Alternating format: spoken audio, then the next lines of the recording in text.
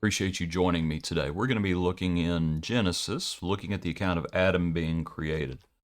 Our hymn today, it's a hymn called Now That the Daystar Glimmers Bright. Now that the day star glimmers bright, we suppliantly pray that He, the uncreated light, may guide us on our way. Lovely way the verse ended there. That He may guide us on our way. Verse 2, no sinful word nor deed of wrong, nor thoughts that idly rove, but simple truth be on our tongue, and in our hearts be love. Verse 4, and grant that to thine honor, Lord, our daily toil may tend, that we begin it at thy word, and in thy favor end. Let's look in our passage now in Genesis chapter 2 at verse 7. And the Lord God formed man of the dust of the ground, and breathed into his nostrils the breath of life. Man became a living being. The Lord God planted a garden eastward in Eden, and there he put the man whom and there he put the man whom he had formed. And out of the ground the Lord God made every tree grow that is pleasant to the sight and good for food. The tree of life was also in the midst of the garden, and the tree of the knowledge of good and evil. You know, some of the points that we could think about how God put Adam in the garden, that there is work to do. This is before sin entered the picture, but still there was work to do even in paradise. That everything was good, but it still needed tended to. And there Adam was put to keep, I believe, as it talks about back in the account, that it talks about a little later in the account. The Lord took the man and put him in the Garden of Eden to tend and keep it. One of the things I've looked at in times gone by, that word there, to keep, is to guard or protect. You might think about that with what we know happens.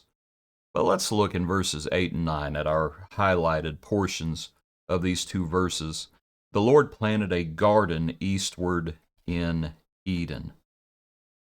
And I was just thinking about that idea because it speaks to the Lord domesticated it or cultivated it.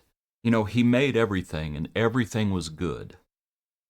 But everything was wild. I don't mean that in a bad way, because it was all good. But even in the midst of all of His creation that was good, the Lord God planted a garden eastward in Eden. Just that idea of God planting a garden. And He's cultivating it. He's taking that which is good, but wild, and He's cultivated it. He's domesticated it. And I think that's interesting. When we think about the nature of God, we've spoken about how God is not the author of confusion, that God puts things in order, and even as He's done things in an orderly manner, He is still, you might also think about, I hadn't thought of this before, I would suggest this was after the Sabbath, right? The seventh day, when it speaks about, and God rested, He finished His creation. But we made the point, He's not done working, is He? Nope. He planted a garden after that, I would suggest. That was after that. Anyway, back to the passage, just in thinking about that idea of that God cultivated that which was wild. You might think about verse 9, God made every tree grow that is pleasant to the sight and good for food. And with that, I was thinking about, you know, the saying that form follows function. And I was thinking about those two ideas of function and form. And that in God's creation, you see both. You see function, good for food, but you also see form, that which is pleasant to the sight. And that, you know, sometimes folks want to just focus on one or the other. It's like, oh, everything has to serve a purpose. And in a way, everything does serve a purpose, but everything's not for food. Everything wasn't for food. Some things were just beautiful to behold. And he made it interesting. God made creation interesting. And you think about the plants and the birds and people and everything, even the stars, that there is a variety. And variety is the spice of life. Think about that phrase, variety being the spice of life. I understand it is not inspired, but God did not make things blandly. He didn't make bland. He created things, and they were interesting to behold. And you might think about beautiful to behold for himself as well as for man, and that we should appreciate his creation, form and function. The tree of life was in the midst of the garden, and the tree of the knowledge of good and evil. And God always has a unique way of testing us, doesn't he? If God would not have put the tree of the knowledge of good and evil there, would Eve ever have been tempted to partake of it? So why did God put it there? God always has a way of, and I understand, let no man say when he's tempted by God. God does not tempt us. But God does give us free will. And he does test in the sense of like he tested Abraham. He wanted to know, with the account of Abraham offering Isaac, he tested Abraham to see whether or not he feared the Lord. God has a unique way of testing us. He gives us free will.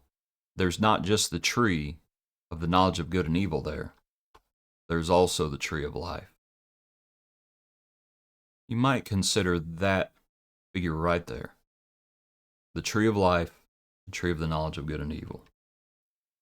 You look out into the garden, and the devil says, partake of that tree. And you look at that tree, and Eve sees it, and it's good for food and good for all the things that we're going to talk about later on. What she should have done is to look back to that tree, the tree of life, and taken heed of that tree, been content with that tree, because we know what's going to happen.